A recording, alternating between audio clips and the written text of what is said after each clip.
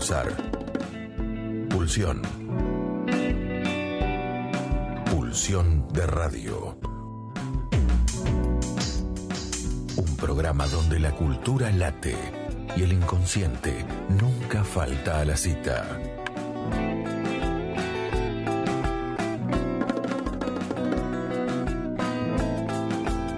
Conducción y producción: Gabriel Pulice, Luis Di Santo y Diego Yaiche.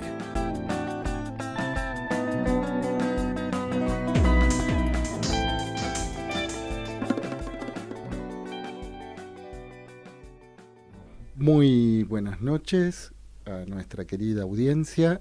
Esto es Pulsión de Radio, tercera temporada, episodio 35. Muy buenas noches, Diego. Buenas noches, Gabriel Pulice. ¿Qué tal? Bien. ¿A quién recibimos hoy, Gabriel Pulice? Y eso mejor dígamelo usted. Elizabeth Barral, que está con nosotros en el estudio. Buenas noches, Elizabeth. Buenas noches, Diego. Buenas noches, Gabriel. En un momento estaremos conversando con Elizabeth respecto a qué hay en un nombre. Pero tenemos un nombre. Sí, pero tenemos más en este programa de hoy, ¿no? Tenemos mensajes en el programa de hoy. Tenemos mensajes. Sí, mensajes al poblador rural. Mensajes al poblador rural. Sí, vamos a andar un poco por la Patagonia con estos mensajes al poblador rural. Sí, vamos a ir de la mano de Gabriel Nicola. Y vamos a... Bueno, hoy la Patagonia viene a la radio, y lo van a...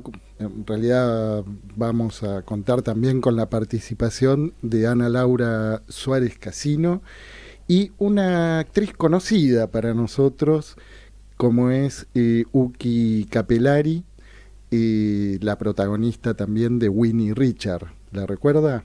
Por supuesto. ¿Cómo me he divertido con esa obra? Sí. Bueno, ¿y quién más? Y bueno, y Francisco Casadei desde Mar del Plata con nuestro Rincón de los Libros, ¿no? Bien, así que bueno, vamos a estar como siempre de recorrida federal. Y bueno, si les parece...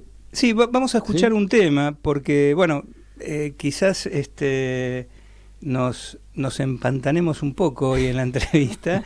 Entonces vamos a escuchar un blues, ¿no? De Nueva Orleans, digamos, de un nuevo niño prodigio del blues. Ya tiene 24 el niño prodigio. Ajá. Pero es el nuevo niño prodigio. En Pulsión de Radio ya se viene la hora de entrevistas. La hora de entrevistas. Bien, bueno, escuchábamos de Kristen Kingfish Ingram, Promesas vacías, sin ninguna connotación de la actualidad. ¿No está en campaña? Parece que ya no. Bien. Buenas noches, Elizabeth. Buenas noches. Elizabeth Barral, psicoanalista, desde hace muchos años viene trabajando en la articulación entre literatura y psicoanálisis y muy interesada por la cuestión de la escritura. Voy a parafrasearla un poquito, si me permite. Claro. Dice Elizabeth Barral, ¿qué se lee cuando se lee? ¿Qué es una lectura? ¿Qué es leer? ¿Qué es un lector? Leer es interpretar, es traducir, es descifrar. Y bueno, y vamos a hablar de Joyce hoy, ¿no? Y una cuestión, ¿no? ¿Introduce este escritor irlandés algo de lo imposible de leer? Bien. Bueno. Bienvenida, Elizabeth. Gracias. Hablamos de Joyce, hablamos de... Vamos por ahí. Hablemos. Bueno, es interesante la pregunta sobre qué es la lectura, y bueno, Joyce mismo en su literatura se erige como un lector, ¿no? y nos hace saber de distintos registros por ahí de la lectura. Hay un punto que me interesa, que la verdad lo tomé de Alush, el que está bastante homenajeado en mi libro, que es que él dice que si es preciso un desciframiento es porque no sabemos lo que vamos a leer. O sea, que la lectura en principio implicaría que la lectura como desciframiento implicaría que no tenemos el código, ¿no? No sabemos, estamos fuera del saber en lo que vamos a leer. Que es un poco lo que te fue pasando con este libro, ¿no, Elizabeth? Sí. Sí, lo que me fue pasando fue que no sabía muy bien para dónde iba a ir. Sí tenía por ahí la convicción, eso es una palabra que me gusta, de que había en Joyce algo para leer como psicoanalista. Y bueno, Joyce, digamos, me permitió, me serví, digamos, de Joyce para poder interrogar a Lacan, leerlo. Y ahí viene justamente lo que vos me preguntás, la lectura. Porque la lectura implica no dar por supuesto. Leer es no dar por supuesto, ¿no? No se lee con el saber. Ahora, sí. Ese algo para leer, ¿no? Que vos tenías la convicción que estaba en Joyce, tiene una particularidad, porque cuestiona cierto furor curandis de la interpretación. Sí. ¿No? Sí. Eso es una cosa más interesante que, digamos, que tiene este libro, ¿no? ¿No? O sea, porque parecería, ¿no? O sea, poder fundamentar, ¿no? Cierto rehusamiento a la interpretación. Sí, por ahí para mí es interesante delinear, ¿no?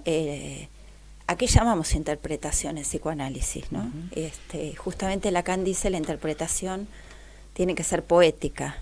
Entonces, si es una lectura, digamos, simbólica o que va por el sentido, creo que eso es parte de algo interminable, ¿no? Y que siempre se puede llevar hasta el infinito.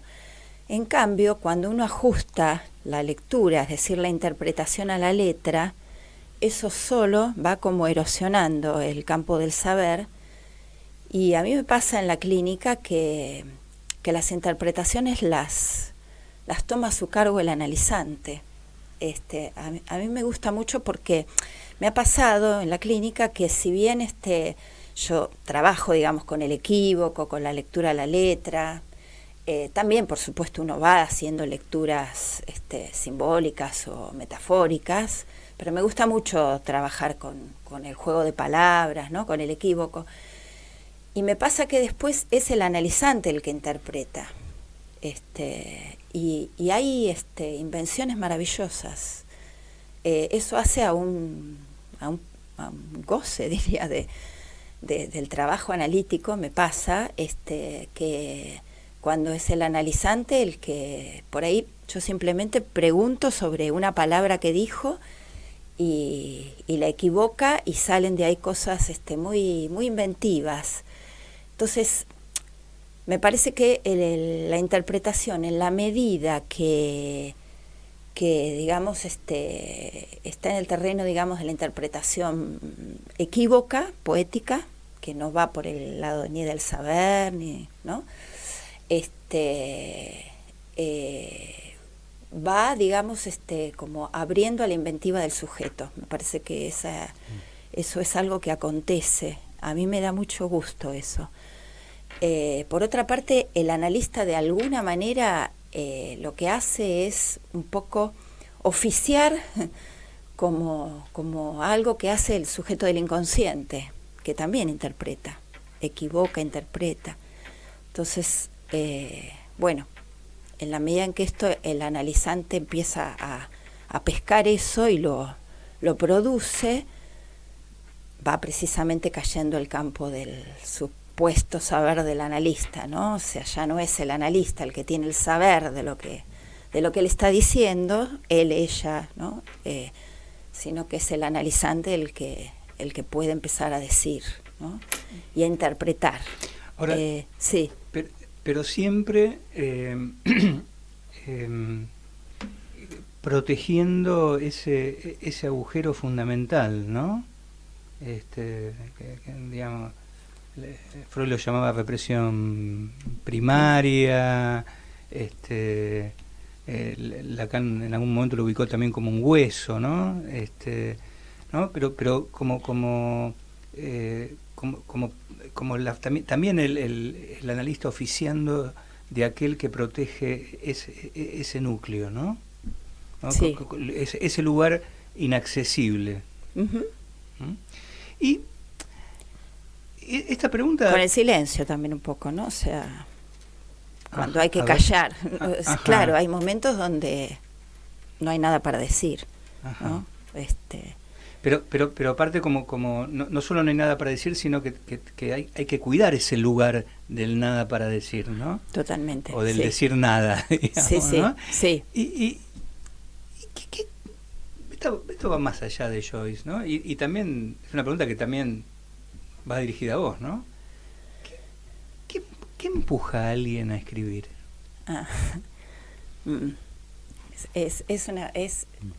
Es difícil la pregunta y es amplia. Es una de las cosas que yo tomé, digamos, por ahí en la introducción del libro.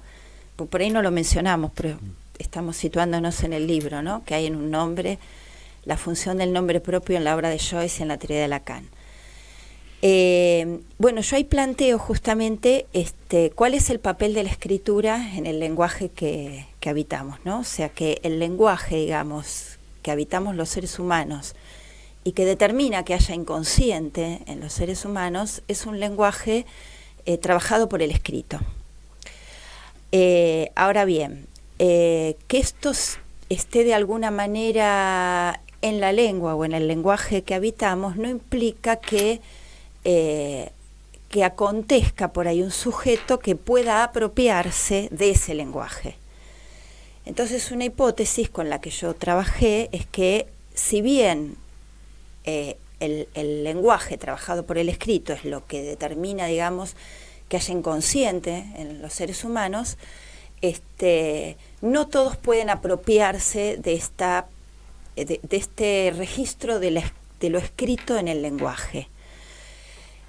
Entonces, uno podría decir que, bueno, en la medida en que eso no está apropiado, hay algunos sujetos que sienten precisamente un empuje, una necesidad imperiosa de escribir, como para imponerle, me sale decir la palabra, ¿no? Imponerle al lenguaje ese registro. Lacan trabaja, digamos, la importancia de la escritura en el pasaje de un lenguaje de signo a significante. Cuando el lenguaje en el que algún sujeto, ¿no?, se constituye, ¿no?, el campo del otro, tiene algo, digamos, holofraseado o funciona como lenguaje de signos, ¿no?, que llevan por ahí, bueno, Lacan habla de holofrases cuando lo que digo es lo que quiero decir, ¿no? No hay equívoco, es unívoco. Ante un lenguaje unívoco, la escritura puede ser apelar a la escritura puede ser un modo de quebrar la univocidad del lenguaje. Ahora, sobre todo la escritura, determinado tipo de escritura, ¿no? O sea, por ahí. Ahora, sí. Hay algo que vos dejás muy claro, ¿no? Sí. Y vamos a decir, el libro que hay en un nombre es el título del libro, que fue editado por Letra Viva. En este año salió el libro.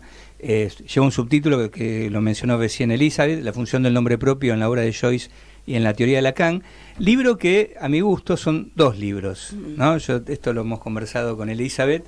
Creo que hay un primer libro que es toda la primera parte, que lleva el nombre de la travesía joyciana, y hay un segundo libro que son Las palabras para Joy, ¿no? Todo 2 por 1, ¿no? Pueden llevarse los dos libros, ¿no? en una sola compra. Hoy vamos a conversar seguramente más sobre el primer libro y seguramente quedará algunas cuestiones para seguir conversando en otra oportunidad sobre el segundo.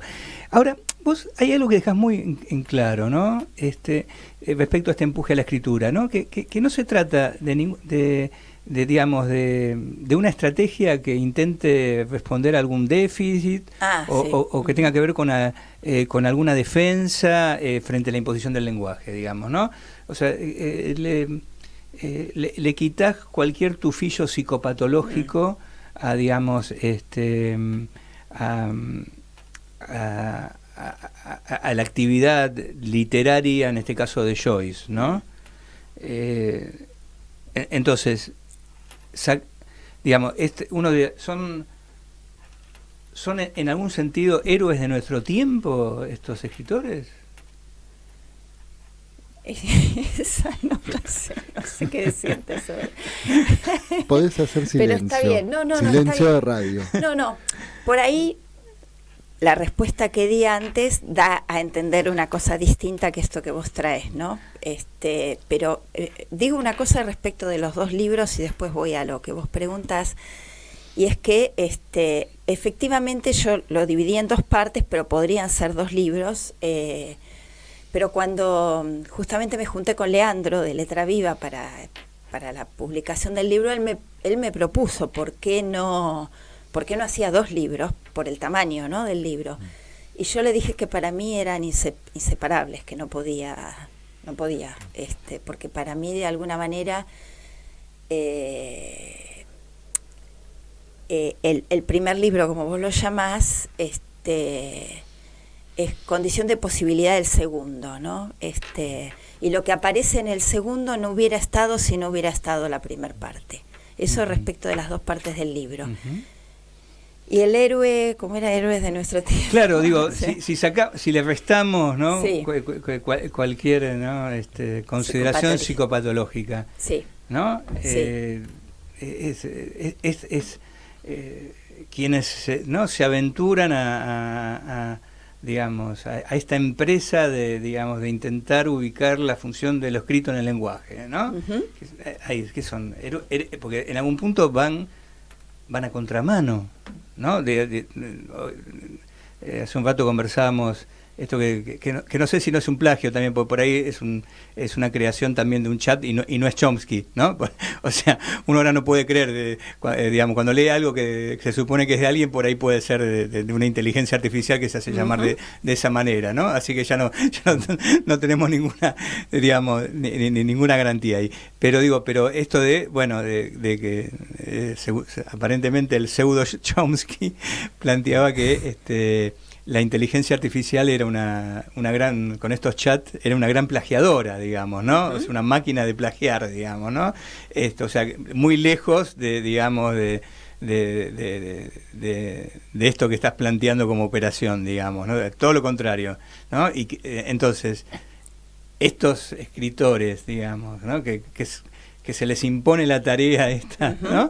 Digo, ¿no tienen algo de héroes, digamos? Le tenés que decir que sí. Sí. No, por ahí no, por eso. Se va a ir el programa con este tema. Ya estoy convencido de eso. Sí, está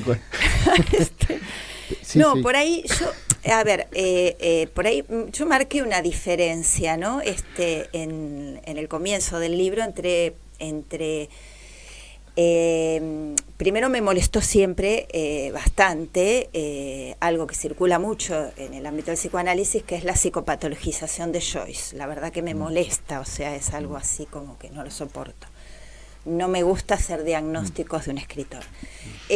Pero por otra parte, ahora que hablabas me acordaba de una propuesta que hacía Elga Fernández, justamente de leer las memorias de Schreber como una obra literaria, ¿no? Pero me parece que hay una diferencia, ¿no? O sea, si bien no sé si estoy respondiendo a los héroes de nuestra época, pero un poco lo que yo intento, digamos, transmitir en el libro, y que me pareció que leyéndolo a Joyce encontré una manera de decirlo, es que no es lo mismo, digamos, la enunciación de ciertas escrituras que de otras, ¿no? O sea que la diferencia, por ejemplo, y sin hacer ninguna cuestión valorativa, de las memorias de Schreber o los escritos de una enferma que trabaja Lacan en un primer escrito que es Esquizografía, Sí. Que ella usaba, digamos, sus juegos de palabras, pero como en una actitud querellante, digamos, ¿no? O sea, como para enviársela a los que la habían perjudicado.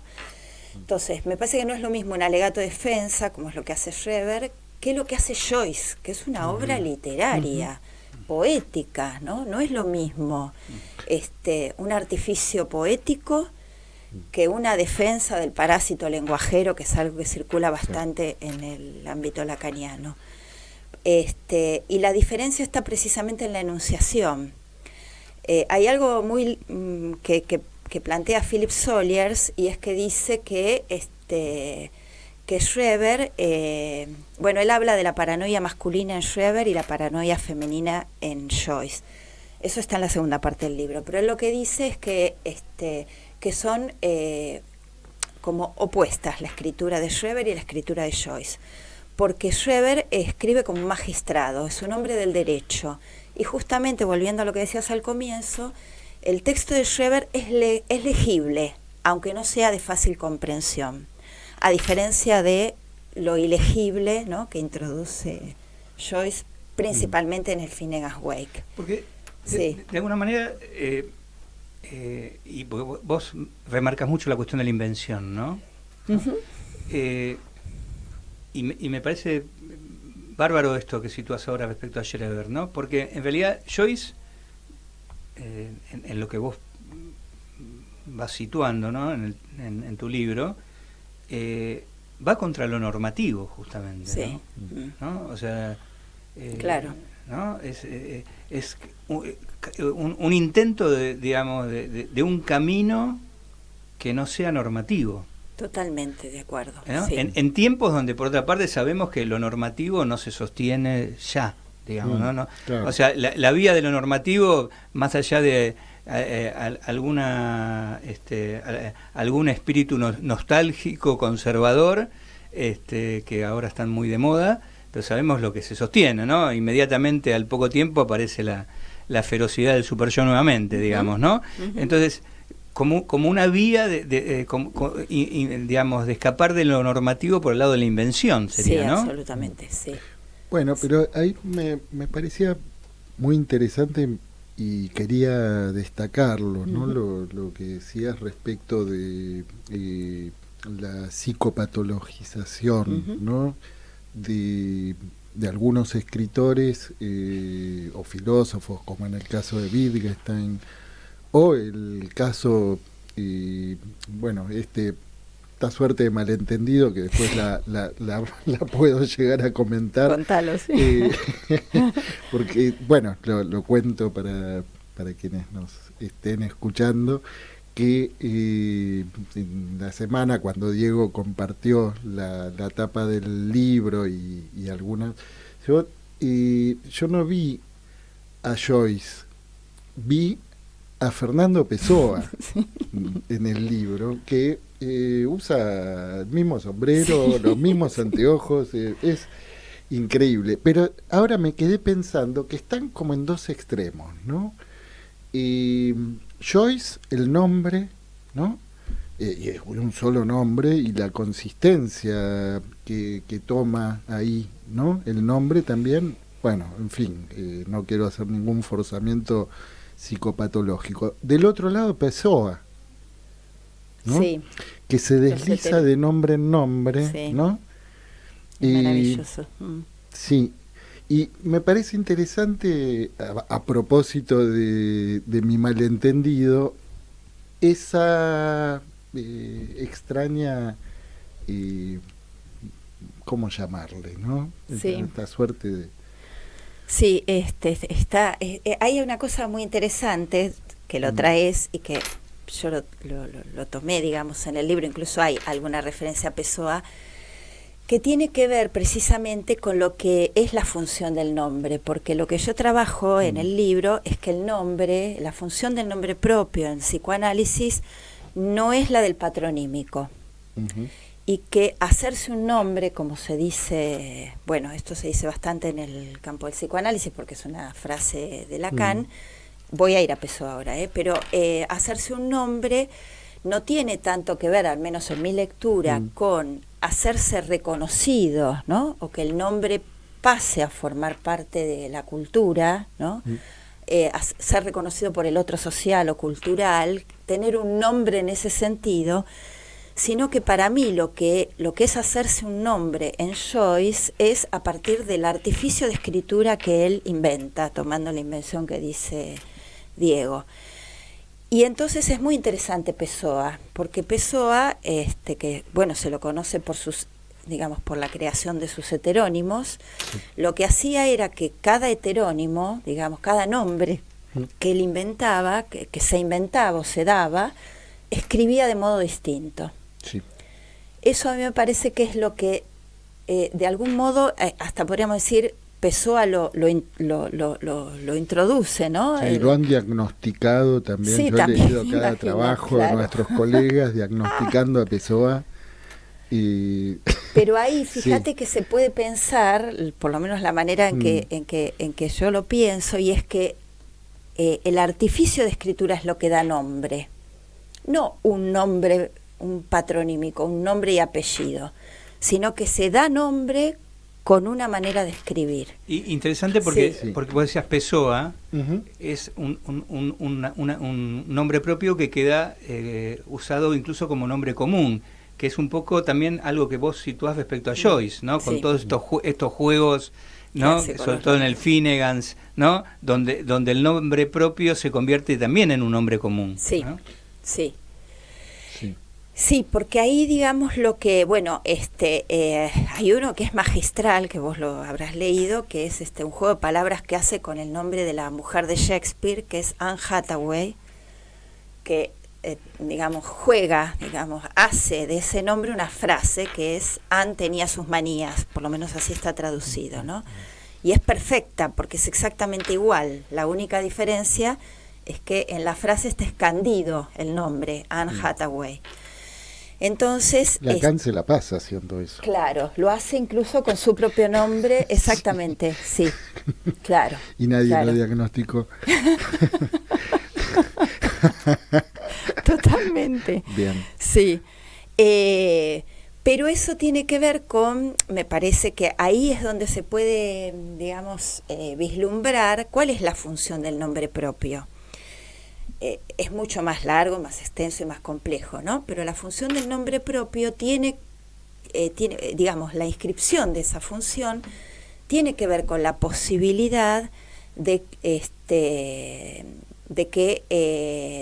poder hacer otra cosa con las palabras. Y con las letras de Y las con las palabras. letras, fundamentalmente. O sea, el registro, digamos, del nombre inscripto en el, digamos, en tanto letra, permite el juego de palabras. Entonces, hay algo que es interesante respecto del nombre, es que es algo así como que la función del nombre propio es un significante, podemos decir, que toma a su cargo la inscripción de la función fonológica del lenguaje. Bien, ahora Sí. vamos a volver con esto, que es Bueno. otro punto fundamental Ok. de tu libro. Ok.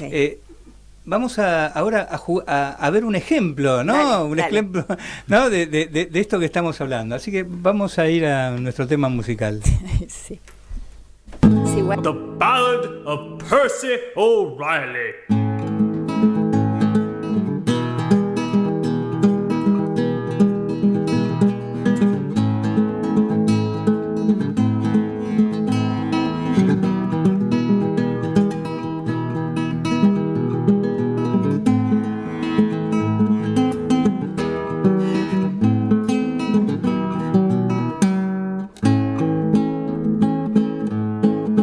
Have you heard of one Humpty Dumpty?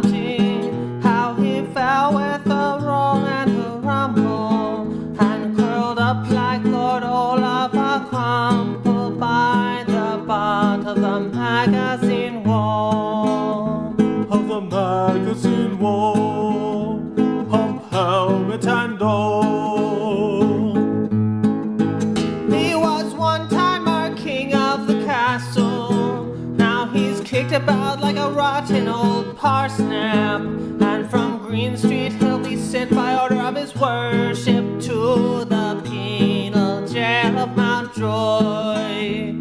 To the jail of Mountjoy, jail him and Joy. He was father of all schemes for to bother us, slow coaches and immaculate contraceptives for the populace, bear's milk for the 6-7 dry Sundays a week, open air love and religion's reform, and religious reform, hideous in form. But how wise as you couldn't he manage it? Bien, ¿qué escuchábamos, Elizabeth? Bueno, esto que escuchamos es la musicalización de la balada de Percy O'Reilly, que está en Finnegan's Wake, que Joyce incluso escribió en un pentagrama las notas de la balada, y que acá hace el juego inverso, digamos, de lo que decíamos recién, o sea, no deshace un nombre propio para hacer un juego de palabras, sino que a partir de una palabra de la lengua común, digamos, un sustantivo común, hace un nombre. Entonces hace como las dos cuestiones, ¿no? De un nombre lo deshace, juega con su nombre, hace un juego de palabras, o en este caso es al revés. Percy O'Reilly, todo junto, bueno, no lo pronuncio en francés porque no puedo. Porque Joy juega en lo translingüístico, ¿no? Exactamente. Uh-huh. Percy O'Reilly es una palabra francesa que quiere decir tijereta o la pulga en la oreja, que es un bichito que se mete en la oreja y molesta y hace ruido y zumba, bueno, ¿no? Y incluso existe la expresión la pulga en la oreja. Me hace acordar a una entrevista que hubo ayer en Ay, A24. sí, totalmente. Pero bueno, sí. Capaz que fue una pulga en la oreja. Okay. Tal cual. En fin. Los murmullos. Es solo para argentinos. Exacto, sí, escuchaba murmullos. Bueno, sí. Hay un autor que trabaja, digamos, la cuestión de los murmullos en Joyce, así lo llama. Bueno, yo tengo mis reparos, digamos, sobre eso, pero bueno. Y lo nombra así como los murmullos, y este señor escuchaba murmullos. Bueno, es la pulga en la oreja, ¿no? O sea, ese bichito que se mete. Juega con Percy O'Reilly, que es en francés la pulga en la oreja, y el protagonista de Finnegan's, bueno, protagonista muy entre comillas, porque es difícil hablar de protagonistas en Finnegan's, que se llama Earl Wicker. Earl Wicker está, digamos, esto es una lectura, ¿no?, que se ha hecho, no es que Joyce lo dijo en algún lugar, pero muchos escucharon en Earwig, que es una manera antigua de decir la pulga en la oreja también. Y entonces, con la pulga en la oreja, él hace la balada de Percy O'Reilly, que en realidad es un nombre, y lo llama así. O'Reilly, como si fuera casi un nombre irlandés. Exactamente, claro. Además tiene una de las formas del apellido típicamente irlandés, exactamente. Y bueno, esta balada, bueno, forma parte del Finnegan's, por ahí no tiene mucho sentido que ahora hable de eso, pero no sé si lo pudieron escuchar, pero comienza, digamos, antes de que empiece la música, que lo hace muy bien el que lo lee, que no sé cómo hace, va digamos, leyendo lo que antecede en el Finnegan's a la balada, y lo último que suena antes de que empiece la música es una palabra trueno, es una de las invenciones de Joyce. Bien, porque sí, eso va directo a esto que quedó ahí en suspenso de la función de la fonación, ¿no? Aunque no nos metamos con esto, en Finnegan's y esta balada un poco también habla de eso, empieza con una caída, ¿no? Sí, ¿no? Exactamente, sí. ¿no? Sí. Bueno, podríamos también hacer alguna asociación para nuestro público argentino. Una asociación electoral. Electoral, ¿no? Sí. Por alguna razón que no viene al caso, estos días me estuve acordando mucho de una película que se llamaba La Caída, justamente. Yo también. Sí, Pero además anduvo circulando una especie de meme con esa película. Pero bueno, y pronto tendremos las memorias, ¿no? Bien. Y quizás hubiera llegado a ser presidente, en fin. El malogrado. Bueno, sí.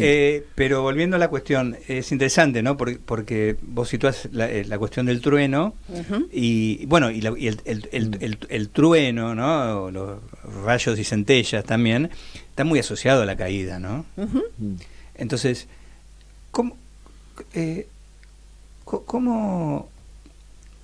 ¿qué peso tiene? ¿O de qué hablamos cuando hablamos de fonación, no? Bueno, una pregunta que parece un talento muy particular, ¿no? Totalmente. Vos, digo, o sea, tremendo. Digamos, se habla mucho en el psicoanálisis, ¿no? De la escucha, por ejemplo, ¿no?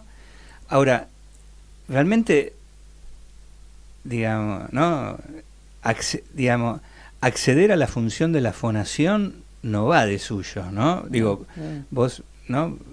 Vos es algo que lo tenés particularmente como a flor de oído, digamos. Tengo algún amigo para el que le mando un saludo, se llama Juan Buqueri, que es de origen siciliano, entonces él es bilingüe. Ajá. Entonces, es un hombre, ¿no? Tiene un hombre de un dialecto, porque el bilingüe italiano siciliano. No, siciliano, castellano. De un dialecto y de una lengua, podemos decir, académica, digamos, ¿no? Uh-huh. Y está todo el tiempo. Todo el tiempo. Escuchando así. Todo el tiempo. Nos divertimos muchísimo. Claro. Todo el tiempo. Yo digo que divertido. tiene que ver con el bilingüismo de él, que es un hándicap que tiene respecto al común de los mortales, ¿no? Sí. Entonces, digo, no va de suyo acceder a esto. No, es un oído muy especial.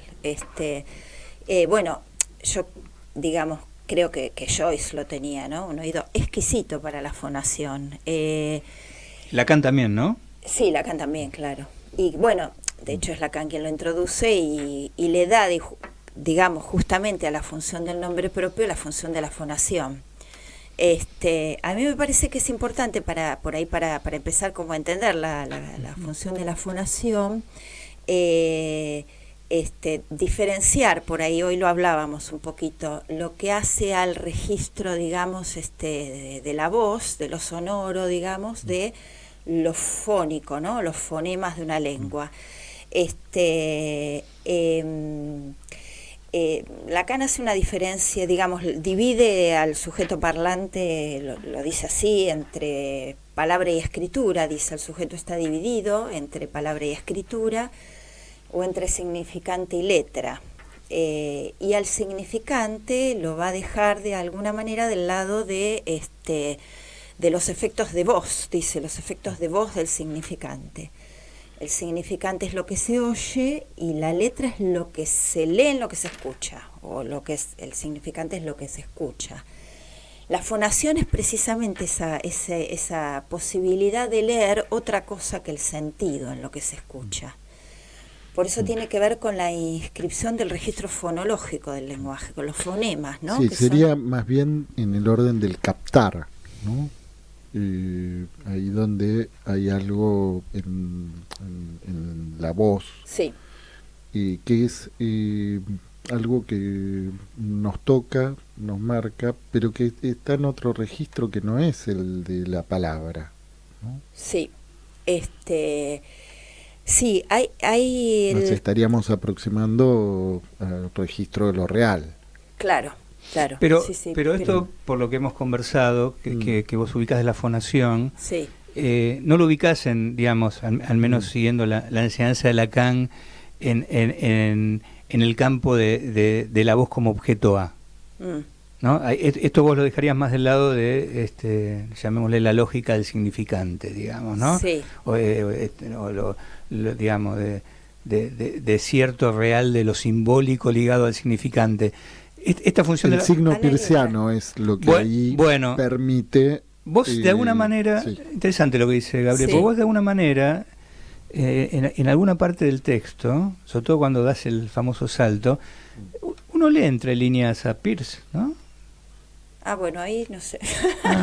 Bueno, porque si ahí quieren sí. hacer ustedes esa lectura, yo... No, sé si la es hice. para otro programa, Sí. pero ahí Lacan empieza planteando una oposición, ¿no?, entre el significante y el signo, pero después, ya habiendo avanzado en su lectura de Peirce, es el signo peirciano lo que uno ve que se presenta y que le es una herramienta mucho más potente que esa lucha que tiene con la lingüística de Saussure, ¿no? Claro, sí.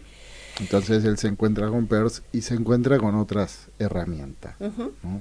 Hay una definición que da Lacan sobre el equívoco, ¿no? Que yo creo que el equívoco es del terreno de la fonación, que es una torsión de voz. El equívoco lo define como una torsión de voz. Entonces me parece que la diferencia por ahí entre el objeto A como voz y la fonación es que la fonación es lo que permite torcer, digamos, las voces de la lengua, que son aquellas que por ahí de algún modo dan consistencia al objeto voz. Es una posibilidad de acallar las voces de la lengua y ahí viene la invención, digamos, al permitir torcer esas voces, ¿no? Que además la voz no es sin el cuerpo. No, por supuesto. No. ¿No? A ver, interesante esto, porque esto que ubicás de la fonación como una forma de acallar uno puede decir las voces impuestas de la lengua, Sí, ¿no? exactamente. Sí. ¿No? Uh-huh. O sea, digamos, la fonación como incluso como una salida de la ética superyoica. Sí. Sí, ahí hoy lo dijiste, lo de la ética superyoica. Yo no la llamaría ética, pero bueno, no me parece que es la moral por ahí, bueno, ¿no? Del pero sí. digo, en Sí, sentido, ¿no? A totalmente. veces en esto soy un poco lo sigo a Luch, que a veces no es tan dice, no tan es precioso con la... no hay una diferencia tan tajante entre ética Claro. y moral, por eso él cuestiona lo que él llama la etificación del psicoanálisis, ¿no? Entonces los utiliza medio como sinónimos en Claro. ese sentido, pero sí, más estrictamente es verdad, se tendría que hablar de una moral, Claro. digamos, pero bueno, hago esta salvedad, ¿no? Bueno, eso es lo que creo, digamos, para mí fue un hallazgo. Para mí fue un hallazgo en la escritura de Joyce. Y bueno, por ahí nos estamos yendo bastante al segundo libro. No importa, parte, pero como quedan los últimos minutos, podemos sí. anticipar lo que va a ser nuestra próxima conversación. Bueno, en otro pero momento. claro, la segunda parte tiene que ver precisamente con el objeto voz, y lo que encontré, digamos, leyéndolo a Joyce, es que justamente lo que hace es tratar la palabra hablada con escritura, o sea, inyectándole escritura a la palabra hablada, y también un tratamiento de la voz como objeto A con la escritura. Es una manera de leer el modo de acallar las voces del super yo. Sí. Bien. Quiero conversar un poco sobre lo que fue, la escritura de este libro, ¿no? Yo te decía que en alguna conversación que hemos tenido que para mí también era un testimonio del fin de un análisis, digamos, ¿no? O sea, que yo leía eso, digamos, ¿no? Y que, digamos, y que había algunas cuestiones muy particulares que incluso casi es como quiero dar un consejo a los futuros lectores de este libro, ¿no?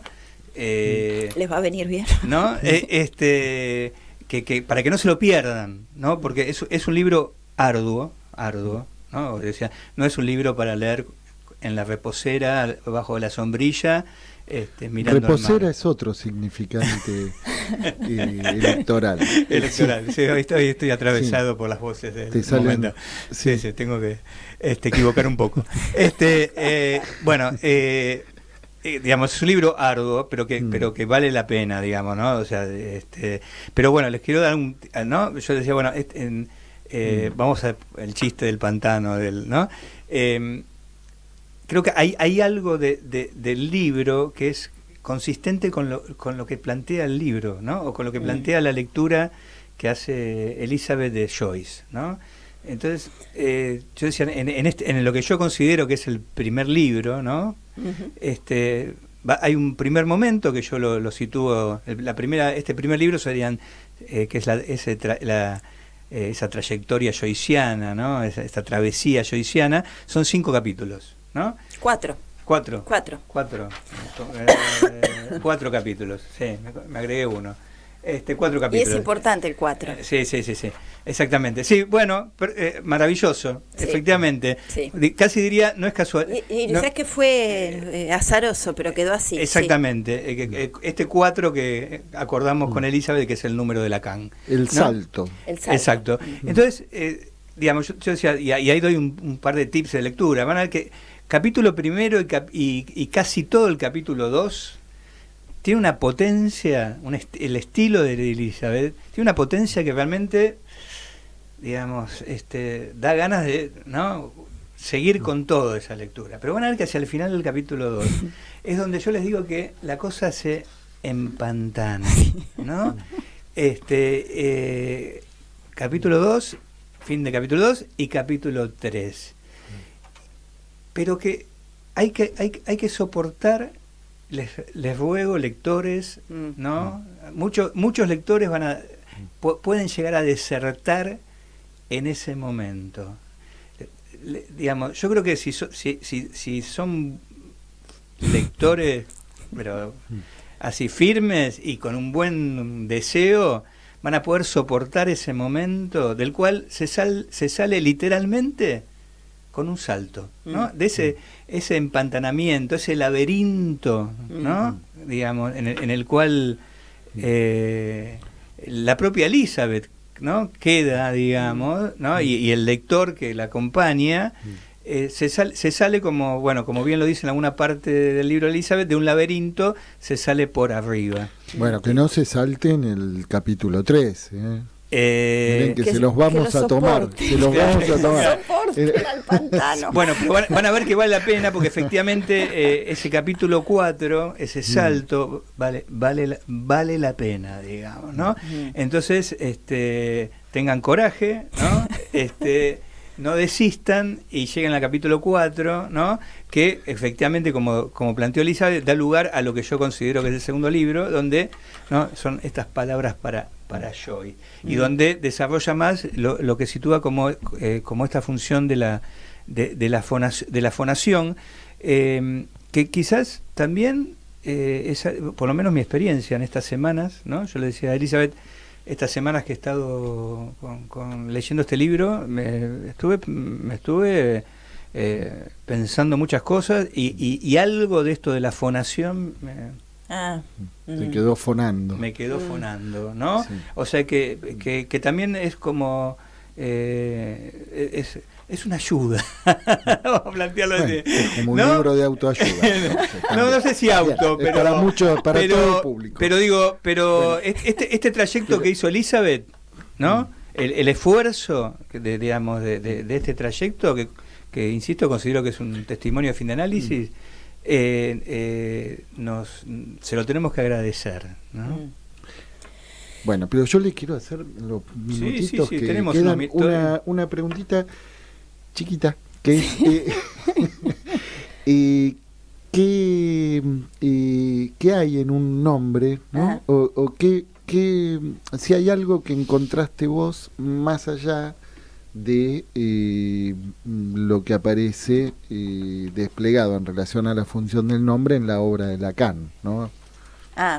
Sí. ¿Hay algo más que vos encontraste ahí? Y la verdad que me parece que no fui más allá de Lacan en eso.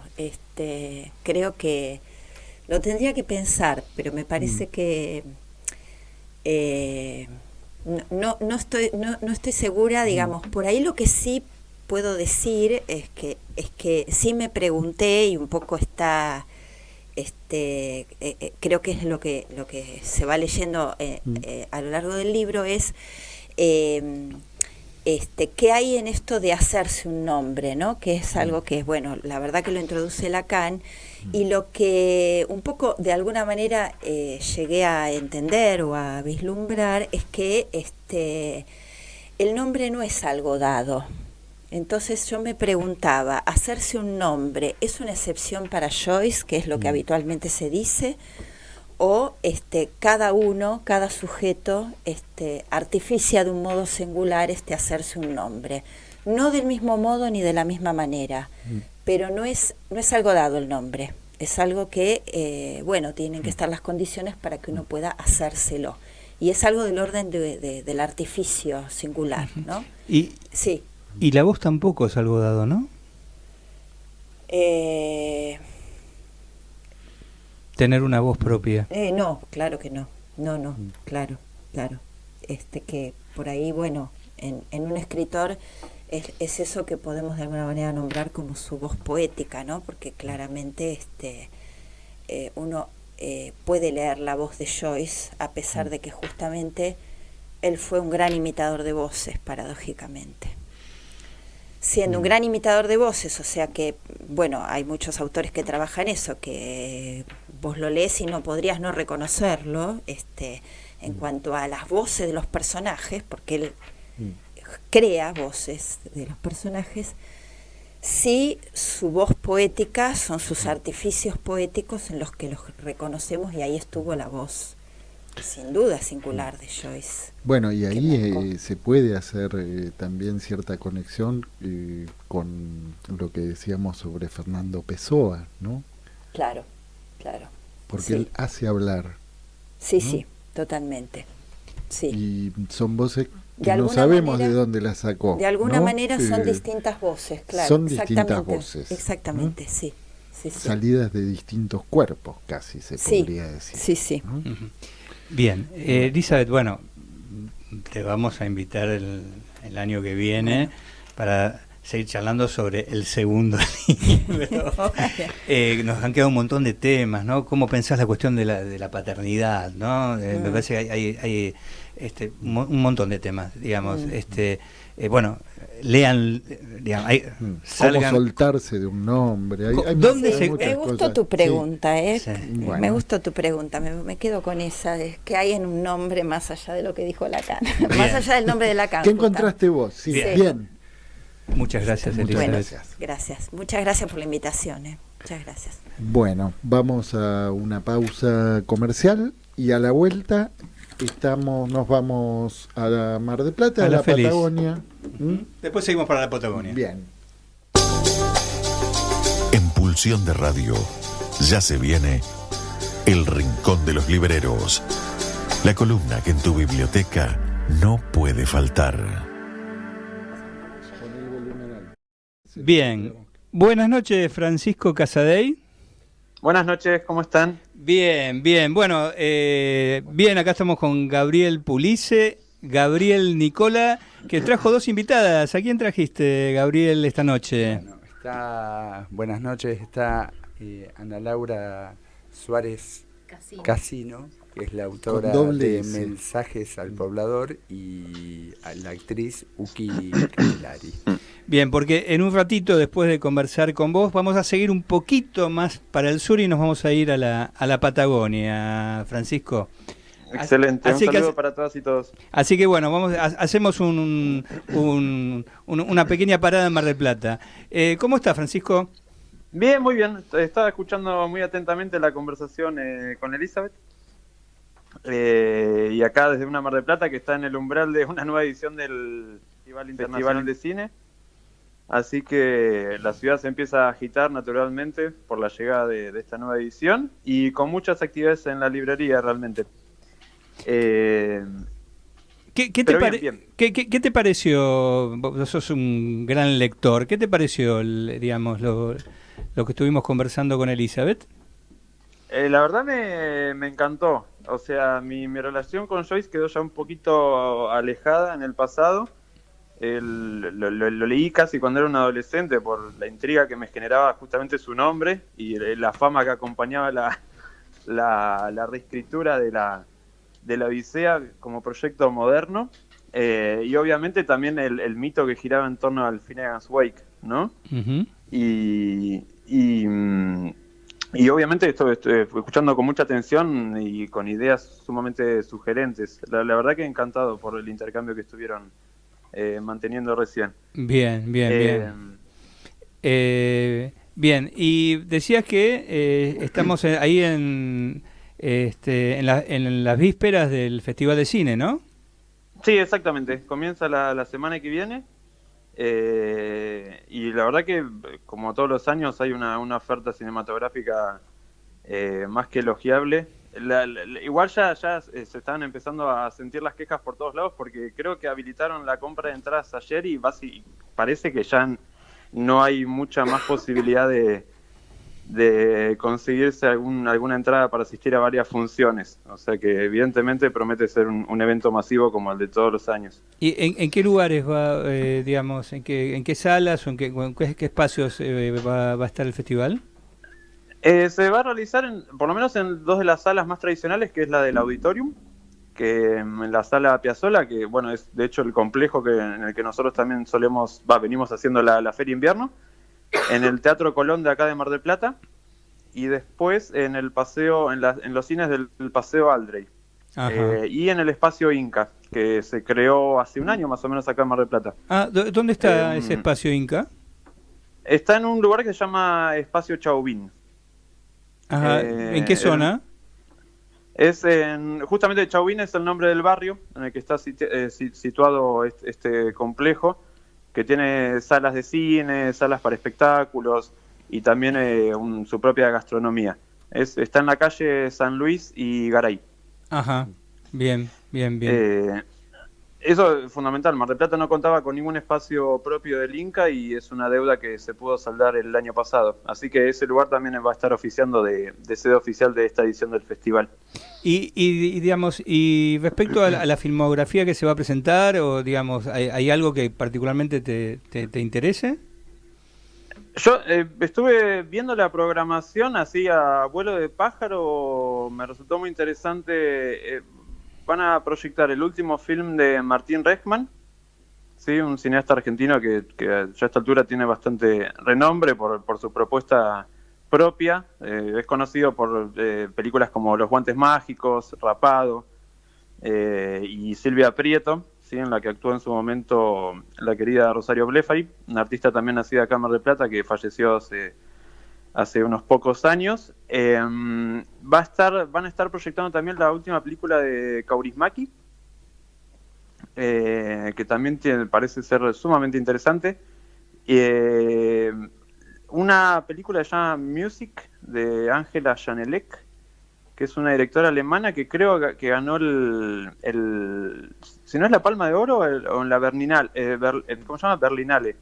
Algunos de los dos premios obtuvo recientemente en uno de los festivales también de estas características.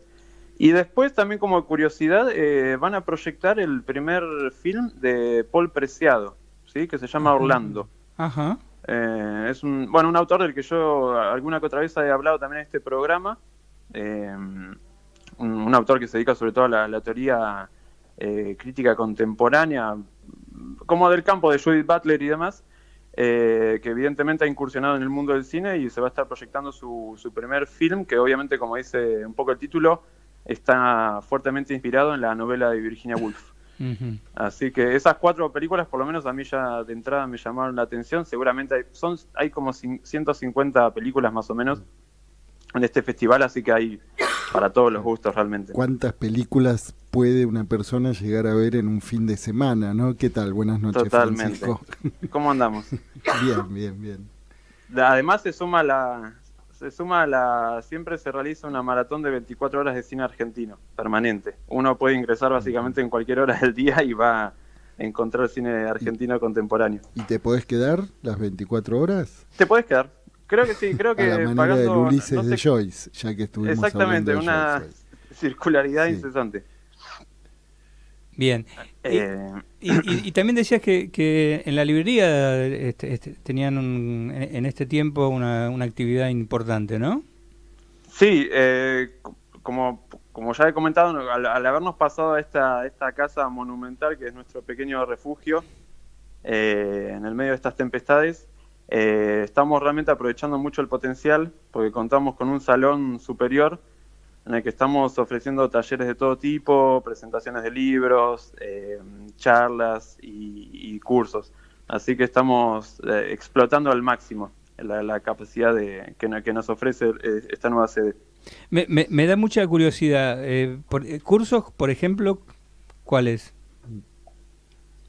Ahora, por ejemplo, estamos preparando, la idea es el año que viene lanzar un curso de lectura intensivo de En busca del tiempo perdido, por ejemplo. Ajá. Qué lindo. De Proust. Sí, toda una odisea también en ese sentido. Estamos reentusiasmados, pero por ejemplo es una de las cositas que ahora estamos terminando de diagramar. ¿Y vas a participar, digamos, de esa propuesta? Como lector. Como lector. Como lector, sí, va a estar a cargo de un escritor de acá de Mar del Plata, se llama Matías Moscardi. Pero yo voy a participar como lector, porque la verdad que tengo pendiente realmente la inmersión en la obra de Proust. Lo he intentado y la verdad que de forma solitaria no he tenido mucho éxito. Así que probablemente en compañía de otros lectores y otras lectoras, quizás la aventura se vuelve un poco más liviana. Bien. ¿Y tenés alguna recomendación de lectura, Francisco? ¿Qué has estado leyendo? Esta vez vengo con un aporte un poco diferente al que suelo tener en el programa. Está, de hecho, casi como inducido también por la conversación que venían teniendo con Elizabeth.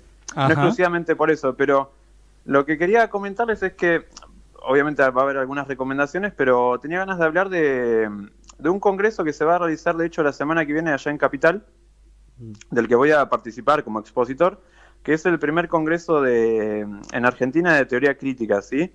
O sea, teoría crítica referida sobre todo a la historia de la Escuela de Frankfurt, porque este año se cumplen 100 años desde la creación del Instituto de Investigación Social de Frankfurt,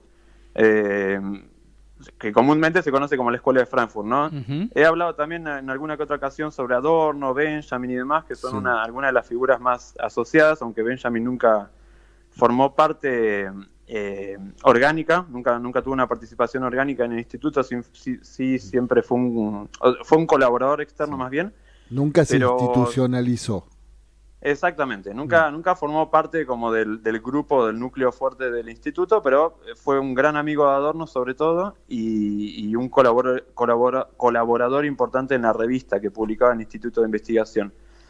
Y este año se cumplen 100 años, ya que obviamente el instituto se creó en 1923, y no es anecdótico que se realice este congreso acá en Argentina, en el que van a participar también algunos filósofos y filósofas de Alemania que de alguna manera continúan con el legado de la escuela, porque el instituto se fundó gracias a un personaje muy particular que se llamó Felix Weil, que era hijo de un comerciante dedicado sobre todo a la exportación de cereales, que vivió en Argentina, que era Hermann Weil. Sí, o sea, básicamente el Instituto de Investigación Social de Frankfurt se fundó gracias a los fondos de esta persona. Siempre los argentinos, ¿no? Exactamente, un argentino atrás de lo que después se empezó a denunciar como la nefasta influencia del marxismo cultural, ¿no? Sí. Así que... Francisco, eso podés, no recuerdo si lo dijiste, pero ¿en dónde va a ser ese evento? ¿En qué fecha? Y si no entendí mal, vos vas a estar viniendo.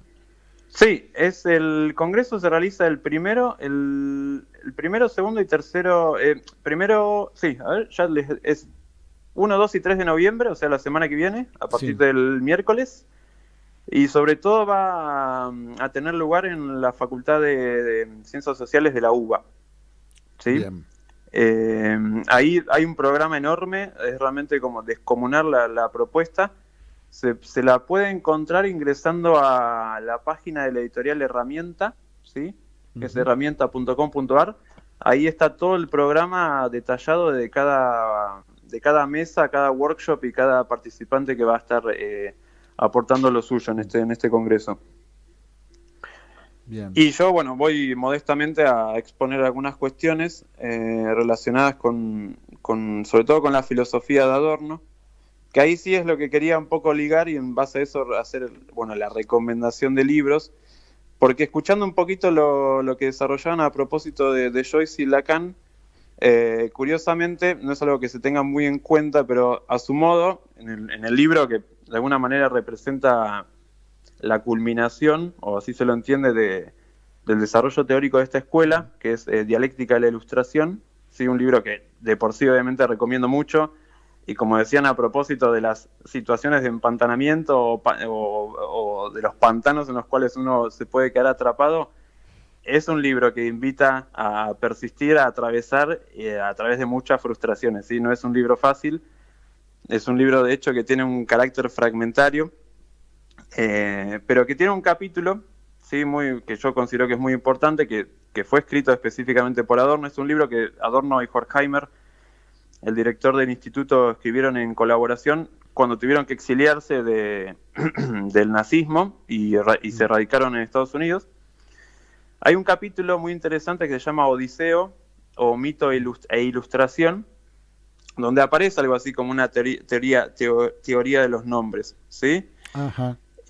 Y sobre todo, o sea, es un capítulo no muy extenso, son unas 40, 50 páginas bastante densas, pero hay un momento muy interesante que me vino a la mente mientras los escuchaba, que tiene que ver con este famoso episodio de la Odisea, porque básicamente Adorno hace una especie de lectura bastante idiosincrática de la Odisea, y sobre todo enfatizando un momento muy clave de la Odisea, que es el encuentro entre Odiseo y Polifemo, ¿sí? El cíclope.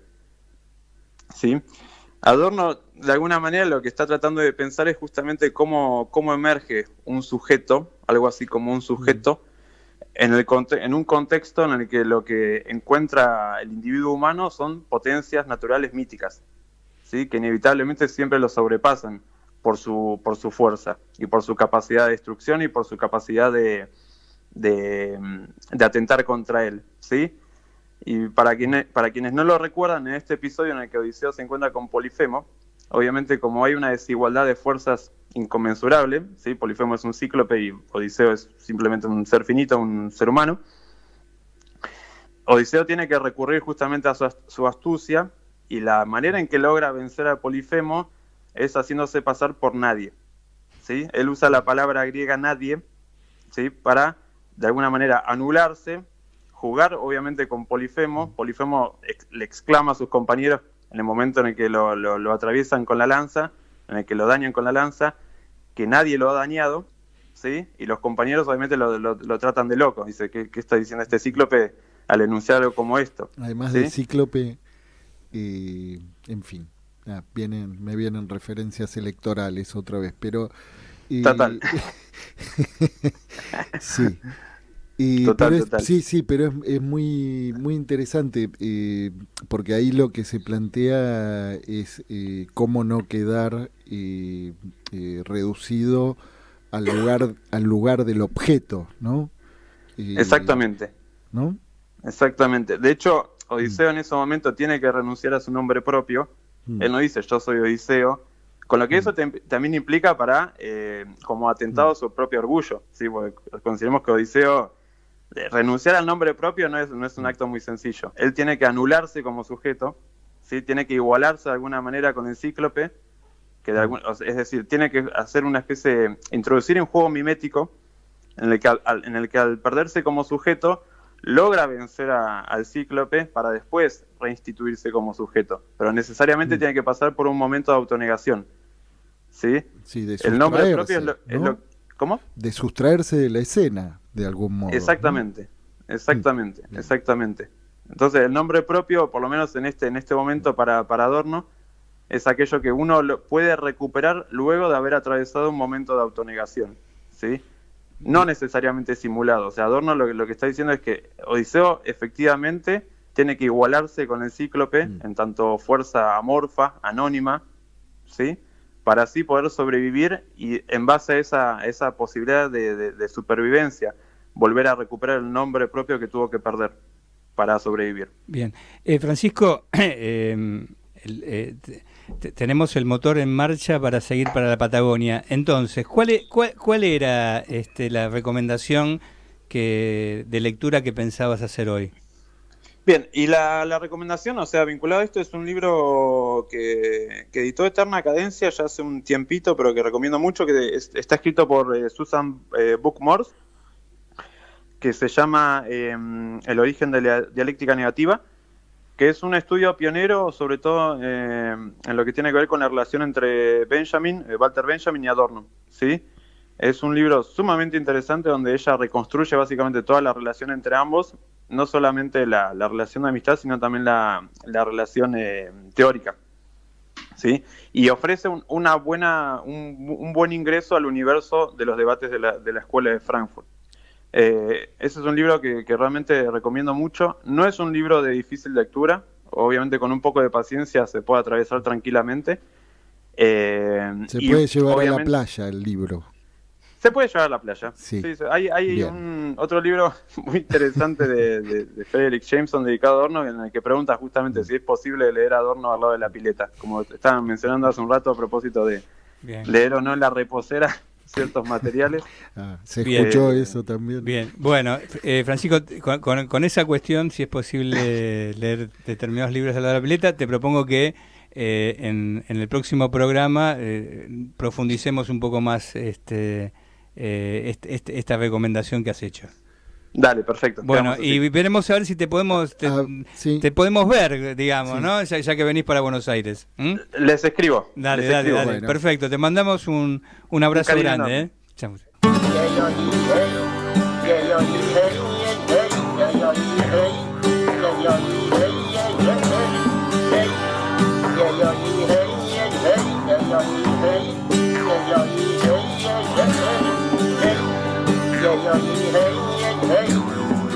C'è mulei feci anni bueno mapumeu Ventrece niera fu Cerca che ni pelo meu Ina che ni guilu pelo meu tani pelo niente pegunia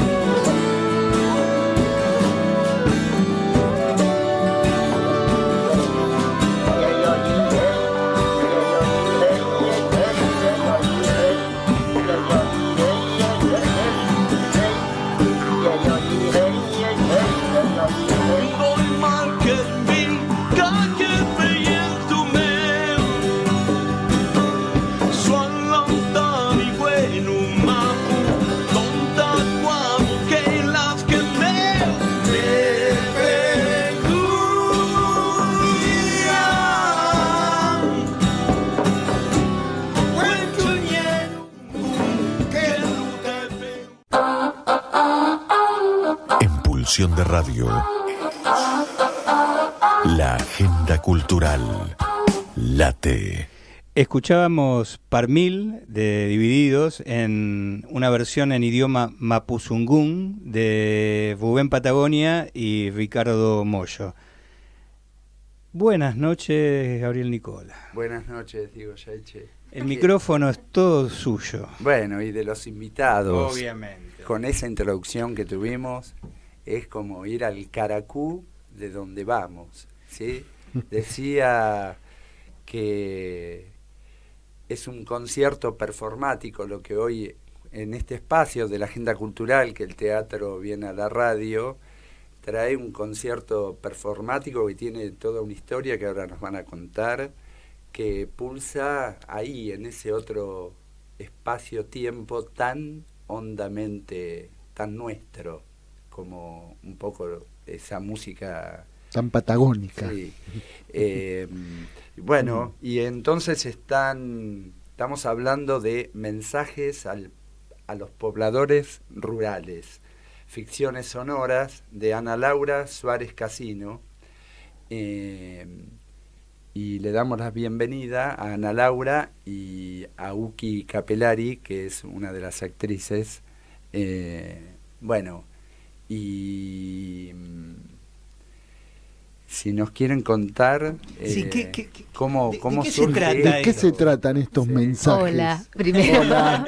¿Cómo Hola. andan? Bien, bienvenidas. Gracias. Gracias por la invitación. Bueno, Mensajes a Pobladores Rurales nace allá por el 2012 y, bueno, yo soy de la Patagonia, soy de Trelew, y en un momento me encontré con un material de un poeta chubutense que se llama Jorge Espíndola, que hacía un estudio sobre la oralitura de los mensajes a los pobladores rurales. En Trelew, que ahí está el EU20, se puede escuchar, de hecho se escucha hasta el día de hoy, 6 veces por día los mensajes al poblador. Vos estás haciendo alguna actividad, pones la radio local y a las 7 de la mañana, a las 11, a las 4 de la tarde, a las 7 de la tarde y más tarde se interrumpe y aparece el mensaje al poblador. Son de verdad. Sí, son de verdad. Sí, mensajes. Entonces, yo me crié escuchando eso. De verdad y necesarios, y tejen y arman la trama vincular, social y Claro, porque circulación social. Sí, porque se usan en lugares donde no llegan las señales de teléfono. Vos usaste un nombre que me llamó la atención. Urilectura, no. Oralitura. Oralitura. Sí, que de hecho tiene mucho que ver con el mapuzungún, porque de repente hay la gente sigue usando algunos de esos términos, incluso las localidades, muchos de sus nombres son en mapuche o en tehuelche, como Gangán, como, bueno, otros más, de ahora no recuerdo. Sí. Paraguanilleu. Paraguanilleu, ¿Y la oralitura? es eso, es la condición de oralidad que se teje en esa red de mensajes que es propio de la gente que los utiliza, ¿no? Y que no solamente tiene que ver con el mapuzungún, sino también, por ejemplo, con velar los contenidos de los mensajes, porque estos mensajes son como una red social. Entonces, una persona le comunica a otra que está muy lejos, por ejemplo, que le va a mandar 4 y no se sabe 4 qué. Sí. ¿No? Le pide que son sean mensajes 4. en clave. Claro. Sí. Ana Pueden Laura ser 4 le dice a millones de Gabriel. dólares. Claro. Ana Laura le dice a Gabriel que deje abierta la tranquera, que va con 4, por ejemplo. Sí, es así. Y así, ¿no? O por ejemplo, gente que de todo, con el tiempo se han ido funcionalizando más, pero antes, cuando no había redes sociales, desde declaraciones de amor, de cualquier tipo de mensajes que suenan muy poéticos al oído urbano, ¿no? A uno que me acuerdo uno que lo andaban buscando a la policía, otro que lleve la guitarra, que había instrumento llamado guitarra, que traiga ese instrumento llamado guitarra. Bueno, los nacimientos y las muertes, un montón de cosas que tienen que ver con la red de cosas sociales, cosas, circunstancias comerciales, de que va el médico, que va la combi que hace los DNI. Bueno, tiene una función netamente social. Que lo espere en el puesto del kilómetro, no sé. Eso es muy común, claro. En esa, que lo espere que van a esa. Y esa también es una condición de oralitura, que es esa localidad. Pero como hay también se trata de cuidar un poco la intimidad de estos mensajes, entonces nos dicen que lo espera en Chacay Oeste. De que lo espera en esa. Es re interesante la idea de velo. En eso, que si no, que aparece algo sugerido, no sé. Pero es muy muy distinto que digamos que lo que hoy conocemos como redes sociales, ¿no? Donde justamente se va perdiendo el velo, ¿no? O sea, claro. Acá hay una práctica, digamos, del velo también, ¿no? Sí, pero precisamente por lo contrario, porque está todo puesto ahí. Entonces hay una necesidad de velarlo para mantener cierta, vamos a decirlo, intimidad de lo que se está muy en evidencia, está muy muy puesto ahí, está todo dicho. No hay es como si fuera un telegrama público, claro, ¿no? Bueno, y entonces, a partir de ahí me encontré con esos mensajes, dije, bueno, a ver, quiero hacer algo con esto, porque había quedado ahí resonando. Y fui a la radio, era el 2012, me dieron una caja llena de mensajes reales. Los papelitos. Sí, de ese momento, que era una Pascua, me acuerdo, 2012. Y los llevé a mi casa, bueno, los vimos, qué sé yo, y me los traje acá a Buenos Aires, y en ese momento estaba en Trelew, y me junté con un elenco, y les dije, bueno, elijan los mensajes que quieren trabajar. Y ahí aparece Uki, que también puede aportar algo. Sí. Bueno, nada, es como que te den una caja de, no sé, de objetos bellos o de juguetes o de cosas divinas, porque es como no sé, como esto del velo que decían, me parece que es súper interesante para la construcción de la actuación, porque lo no dicho, lo que no está expuesto, es lo que construimos. Fueron 35 ensayos, Ana. Sí. Donde Ana nos decía, bueno, tienen esto, vayan, construyan, traigan objetos, piensen historias, y tienen 3-4 renglones los mensajes, y a partir de ahí nacieron personajes, historias, pero sí la premisa era que teníamos que recrear el espacio-tiempo de la estepa patagónica, y eso fue muy complejo, y entonces es un placer cuando al escuchar, en el teatro ya fue un placer, pero después cuando fue ficciones sonoras y ahora en el concierto performático, que bueno, ahora Ana Laura va a contar cómo fue mutando y sigue mutando y rolando este material, pues en realidad es un material. Nosotros creímos que era solo una obra teatral, pero después nos dimos cuenta en pandemia que se podía convertir en ficciones sonoras, y lo grabamos, y después hicimos este concierto performático para presentar el libro, que ahora también hablaremos. Pero digo, esto de poder crear esos mundos y de que sea un material donde el espacio-tiempo de la meseta, que es tan particular como todos los espacios-tiempos que uno no conoce o que tiene alejado, y sobre todo poder escuchar desde la ciudad y de ahí recrear e imaginar el lugar, para nosotros fue como el mayor logro. Y como actores y actrices fue muy complejo hacerlo, pero muy lindo, y de una búsqueda donde realmente había que detener algo que ahora no podría decir del orden de qué, pero que Ana Laura nos decía más lento.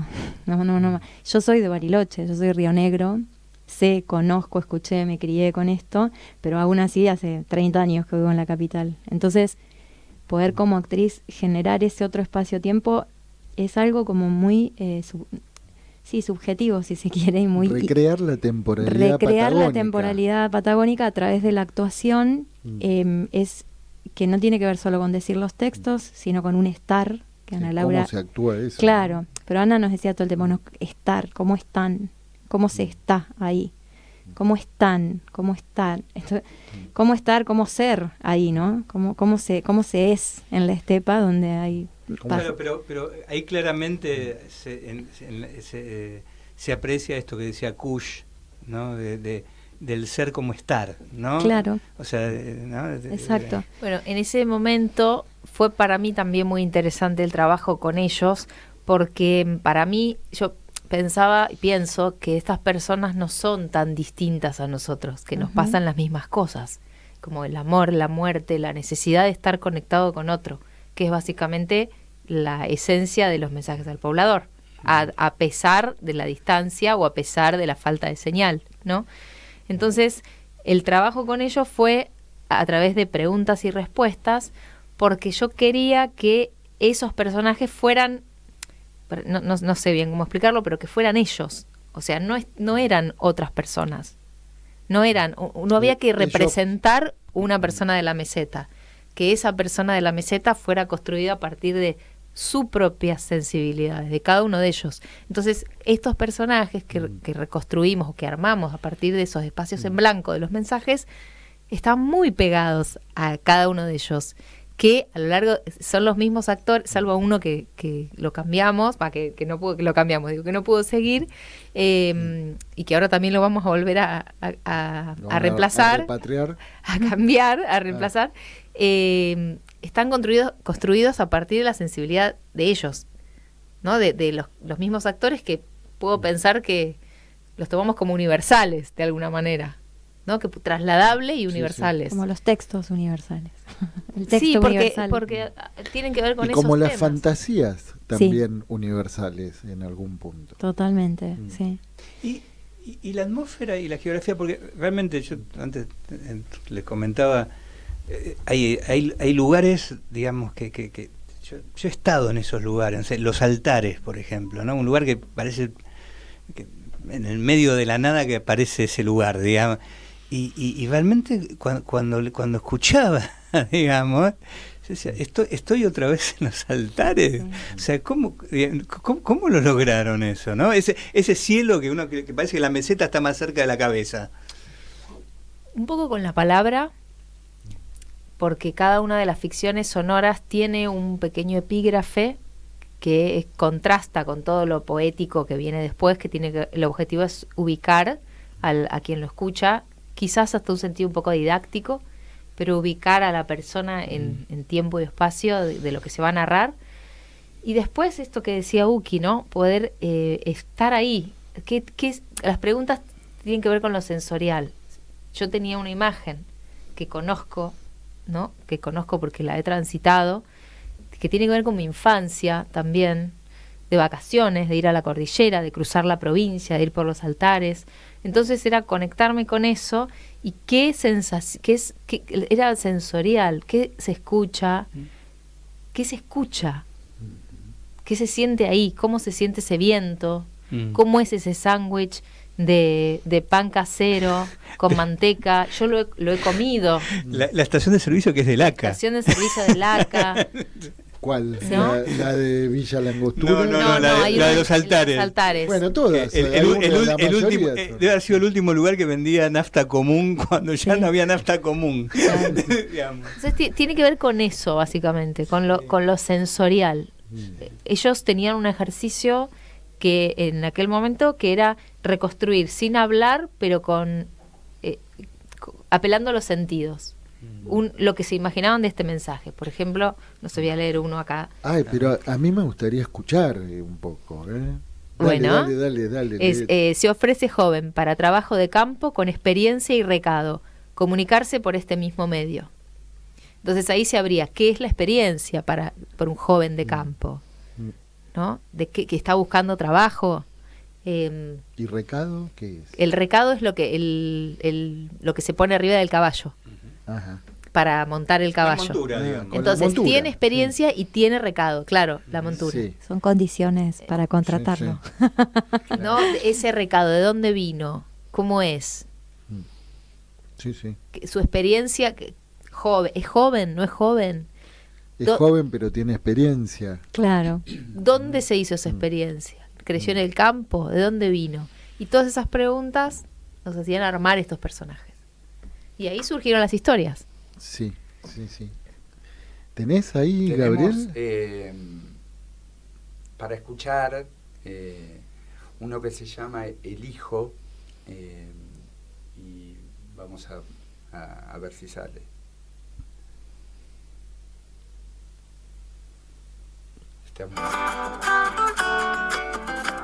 Mensajes al poblador rural. Ficciones sonoras detrás de los mensajes de radio. Desde hace décadas, las radios nacionales del sur del país emiten programas dedicados a pobladores de parajes y comunas rurales de la Patagonia. El propósito es el mismo: conectar a las personas a través de mensajes que son verdaderas cartas radiales. Los invitamos a escuchar historias inspiradas en estos mensajes de radio que se entrelazan como una red para develar un mundo microscópico, fantástico e inédito. Voz en off, Ana Laura Suárez Casino y Jennifer Stanfater. Diseño sonoro, Seba Dorso. Edición de sonido, Mariano Cuello. Guión y dirección, Ana Laura Suárez Casino. Deja de insistir, no mandes WhatsApp, no tengo internet, aquí no hay señal. Hoy presentamos El Hijo, con Uki Capelari y Julián Cortina. Lorena y Néstor le dan la bienvenida a su hijo recién nacido y le muestran el lugar donde viven.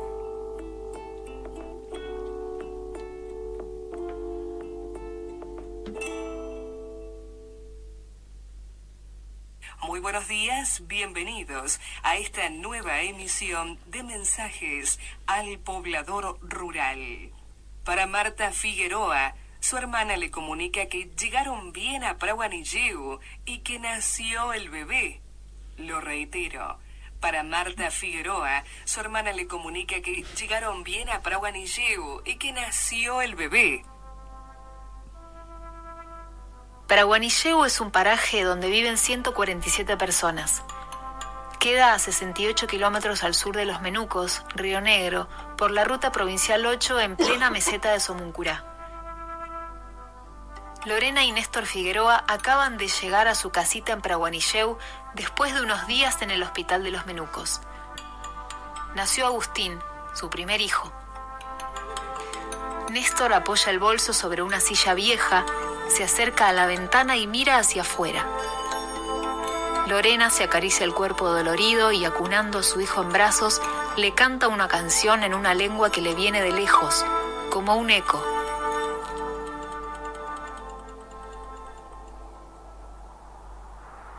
Pelo hasta la ceja tiene el pobre Víctor. Para que se le salga ese pelo, dice que hay que ponerle en la frente pedazo de papa. Mira, Víctor, vamos a mirar por la ventana. Vamos a mostrarle el campo, su casa.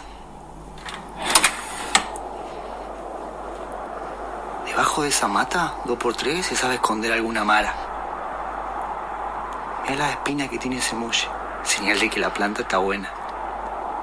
Las semillas las usamos como pimienta y las espinas después para estaquear los cueros.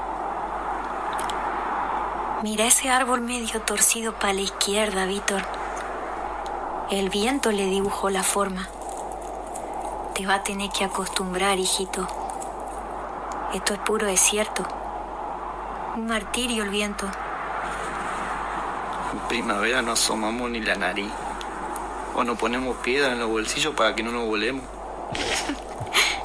Te está macaneando tu papá, Víctor. Cuando tengas catarro te vamos a preparar un tecito de matamora. Es esa que esté ahí. Te voy a enseñar a preparar las hojas para el dolor de hueso. Para que nos haga cuando seamos viejos. Mirá un piche. La colita corta y en punta, los pelos desparramados sobre el caparazón y las patitas mochas como tobillo de oveja. Pariente de los dinosaurios el piche. Se lo da vuelta, se le saca el cuerpito, le ponemos condimento y lo comemos. Acá se come todo. No hay que ser delicado, Víctor. Cuando sea grande te voy a llevar a casa Guanaco. Mirá, Víctor.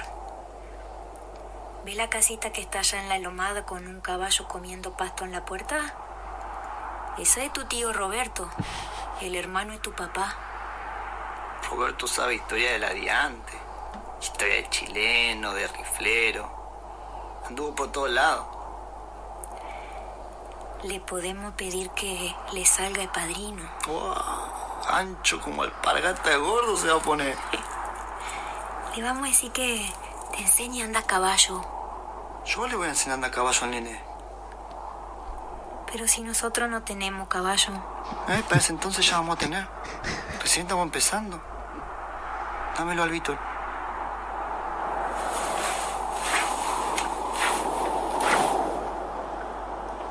Mira.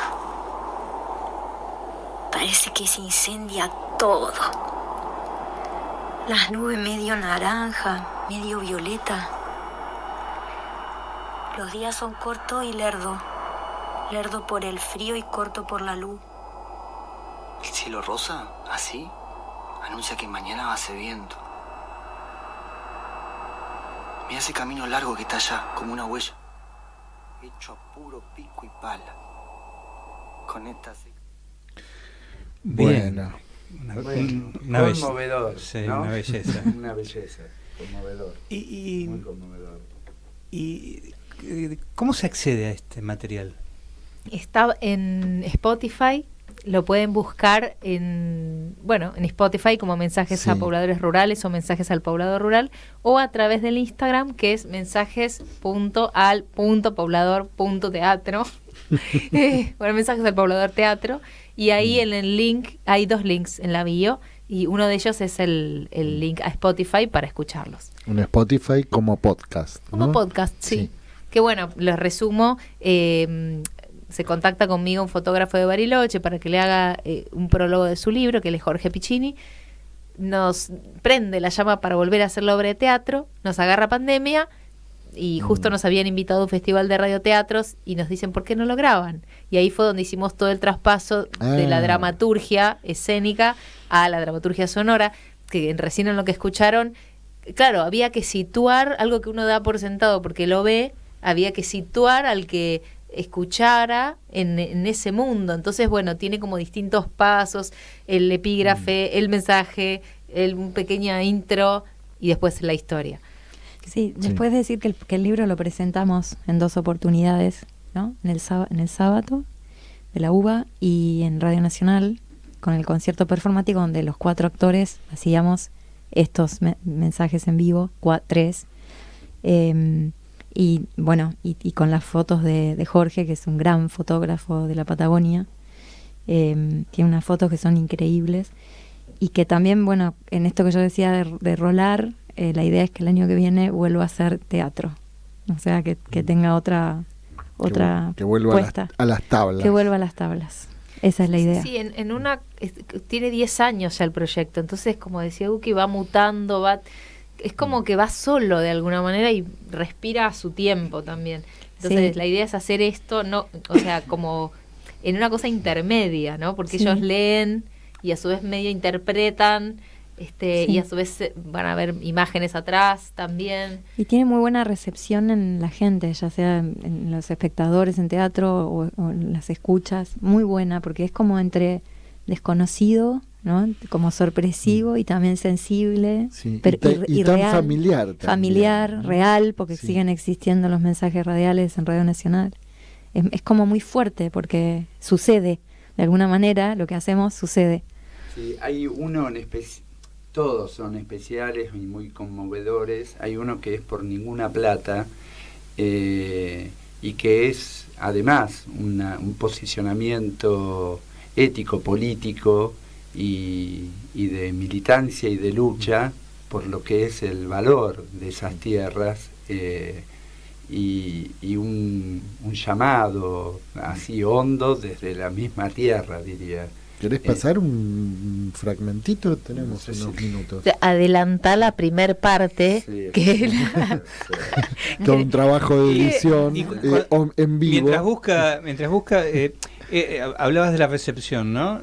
Sí. 2 preguntas. Primero, ¿dónde fue presentado esto? Y si alguno de estos pobladores, ¿qué público era? Si era un público, vamos a decir, extranjero a esto, o si lo pudieron ver con... Nos pasó de todo. Digo, mira, hace poco le dimos uno de los libros a Siete Case para el programa de Radio con Voz, Y de repente me escribe al Instagram un técnico que dice, bueno, les leo el mensaje porque lo tengo acá. Por favor.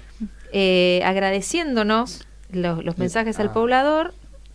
Esto es un mensaje al poblador de Cava, ¿no? De Cava. Sí, pero fue muy interesante porque él se reencontró con su papá a través de un mensaje al poblador, entonces nos contó esta historia. A ver si lo encuentro acá, las búsquedas en las redes sociales. No lo estaría encontrando. Espérenme un momentito. Mientras tanto, si querés, Uki, contar. Están todos buscando cosas en ese, hablando de mensajes. Y no los esta persona hacía muchos años que no veía a su padre, y que cuando llevamos el libro al programa de 7 Casas, se ve que le dieron un ejemplar a este chico y se contactó, se contacta con Ana para decirle que se sorprendió.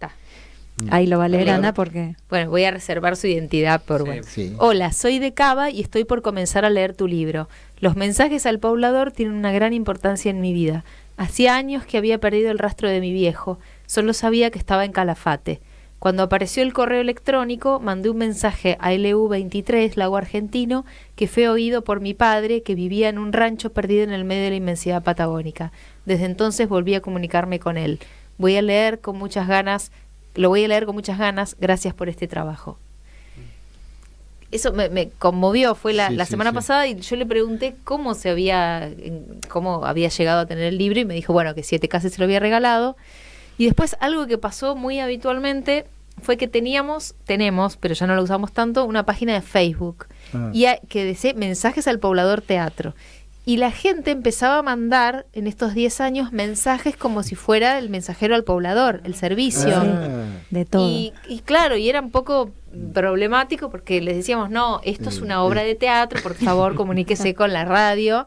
A ver si encuentro alguno, les leo. Como a Sherlock Holmes, que le mandaban mensajes a Baker Street 221B. Ahora, yo pensaba en la recopilación que hace Sana y que hacen con Uki, que hicieron en estos 10 años, y me resonaba en el trabajo de recopilación y antropológico que hace Leda Valladares en el norte, en esta búsqueda, investigación, y cada vez que decían cómo sigue rolando, me viene la imagen del viento y del...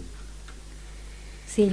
Tiene una cosa como muy, muy propia, muy ancestral y muy eterna también. Es como una cosa que no termina, ¿no? Hablando de terminar, nos quedan un par de minutos. ¿Hay algo que les parezca importante, digamos? Así que Sí, en principio que vamos a estar el año que viene haciendo funciones. Estamos en pleno proceso de preparación. Hicimos la presentación del libro el 4 de octubre. Este libro tiene un código QR para acceder a las ficciones sonoras, las fotos de Jorge Piccini y el texto. Y vamos a hacer esto en vivo, probablemente en el Teatro del Pueblo, aún a confirmar si es marzo o abril. Así que a todos los que escuchan va a estar Mensajes a Pobladores Rurales. Y nos pueden compartir toda la data para repostearla. Y también nombrar a todos los que integran este proyecto, que son Seba Dorso, que es el músico, Uki Capellari, que intérprete, Héctor Bordoni, Julián Cortina y un posible nuevo actor que lo va a reemplazar, Cecilia Colombo, y Carla Almirón, que es la productora, yo que soy autora y directora, y un montón de personas que fueron también colaborando durante todo este tiempo, que van entrando y saliendo, pero con sus mensajes rurales. Sí. Bien. Sí. No, y también lo último que quería decir yo, que estamos en un programa, ¿no?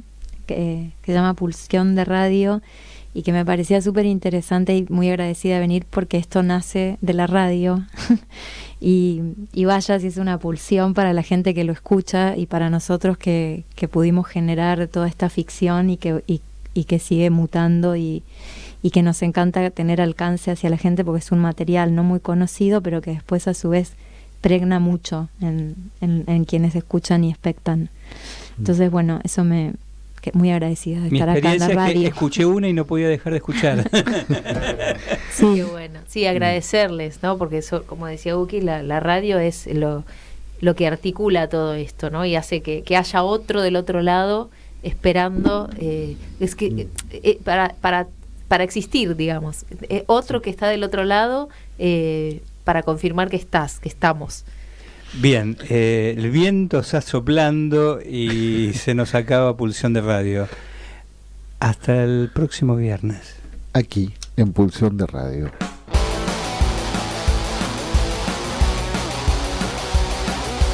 Pulsión. Pulsión de Radio.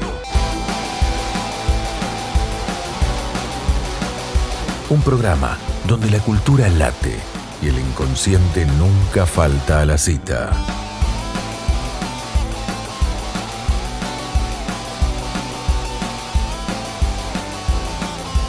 Nos volvemos a encontrar el próximo viernes de 22 a 24, aquí en la RZ.